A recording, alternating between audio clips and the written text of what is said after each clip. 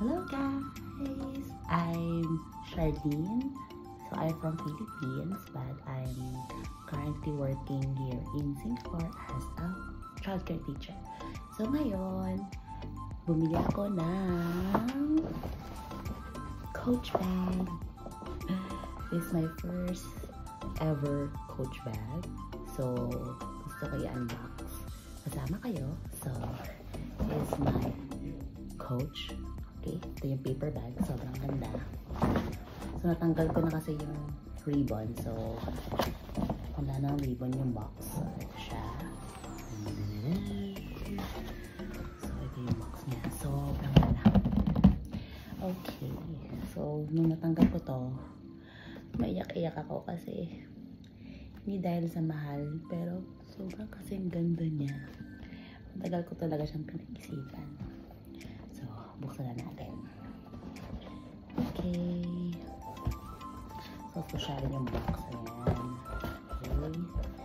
Then, ito siya. Meron siyang dust bag. So, dalawa yung dust bag. Meron din dito. Isa pa. So, nakapag-decide akong bumili nito kasi gusto kong gamitin. Nag-travel ako. So, mahilig kasi ako mag-travel. So, ayan. Medyo mainitin ako kasi may kasama ko dito sa bahay. So, nag-get na ako ng room. So, bear with me. So, ito ang aking bagong Coach bag. So, sobrang ganda niya. Tanggal ko na yung mga plastic niya. So, ito siya. Sobrang ganda. Yung quality niya. Then, meron siyang sling. Sling bag siya. Meron siyang may handbag na ganito. At pwede din siyang sling bag. So, kakabit lang natin yung sling bag dito. Okay, ayan. And, ayan. Okay, ayan siya. Ganda ba? Okay. So, ang tanong, ang tanong, magkano itong bag na to?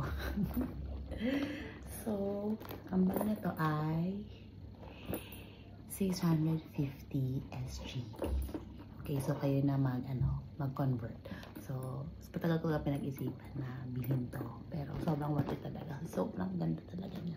So, excited na ako sa next trip ko sa October. So, gagamitin ko to. Thank you for watching!